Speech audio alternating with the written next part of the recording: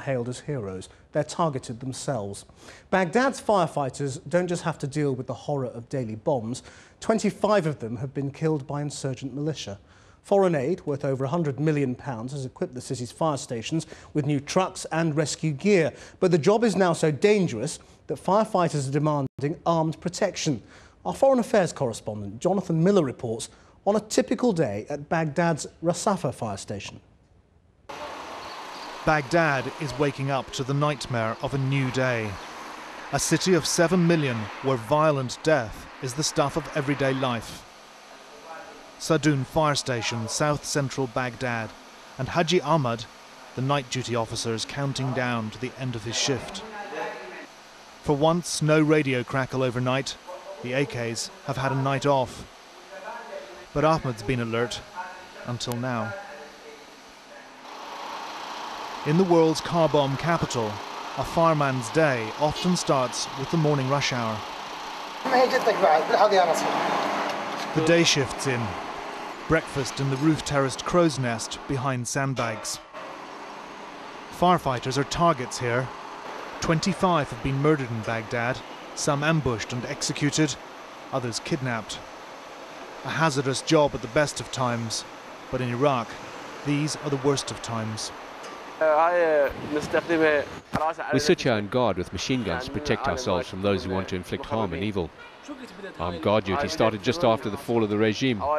Each of us does 2 hours over and above our firefighting shift. Our lives are in danger because of our jobs, going home, coming into work. There are assassinations and abductions all over the place. I know 2 firemen who were kidnapped and killed.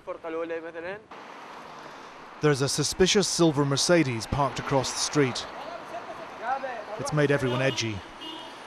Baghdad firemen have begged the government for handguns for personal protection, but there aren't enough to go around. Noor takes a pistol to go and check out the suspect vehicle. Noor's colleague says the car's been there for over an hour and no one knows whose it is. We're going to go and ask around, he says. Then the car's owner turns up. He was in the bakery down the street, it turns out. Suitably chastened, the driver is told to park elsewhere. There's an average of 10 bombs and 1 car bomb a day in Baghdad. Cars are scary things these days. As their politicians squabble, it's fallen to firemen to literally extinguish the flames of sectarian conflict, some for as little as £50 a month. Japan has donated 70 new fire engines, the Americans miles of hose pipes, radios, breathing apparatus. But often they don't even have enough water to fight fires with, and there are fuel shortages too. The government's fuel rations never enough to last even a day, so we all chip in to buy more petrol. We have intermittent power supplies, so we're running generators all the time. We need power 24 hours a day, since all our equipment and radios run on electricity. We're facing countless explosions and fires. It's like fiction sometimes. Car bombs, roadside bombs, terrorists targeting residential neighbourhoods, mosques, markets. As firefighters, we live all these incidents, and many of the things we see aren't pretty. You see people cut up into pieces, a body without legs, another without arms. You see people stripped of humanity.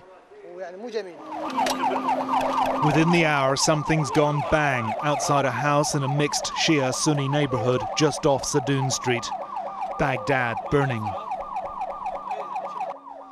Outside, a gathering of the distressed and the curious. There's been a lot of violence in this part of town recently, faceless militias and a brutal campaign of sectarian cleansing. A bomb's blown a hole in the wall of the house, which belongs to a Shia Muslim family. They were all at home at the time. 2 men, it turns out, have been killed, but there's not much information, as neighbours won't talk. Sadoun's firefighters sifting through the wreckage, picking up the pieces.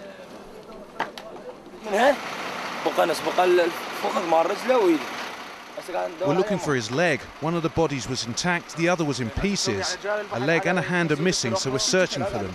But it's pretty cramped in there. Baghdad's main morgue reports 30 civilians who've met with violent death coming through every day. Now 2 more on their way. Back at their station, Baghdad's firemen, bloodied again, shower, change and head home. Soon Haji Ahmed will be here for his night shift. Jonathan Miller reporting. Now, Oxfam has launched the biggest appeal in its history. With the details, over to Bridget. Oxfam says it needs £20 million to deal with the crisis in East Africa. Rains have failed for several seasons, with populations bearing the brunt of the drought in Kenya, Somalia, Ethiopia and Tanzania. Tens of thousands of animals have died in some areas.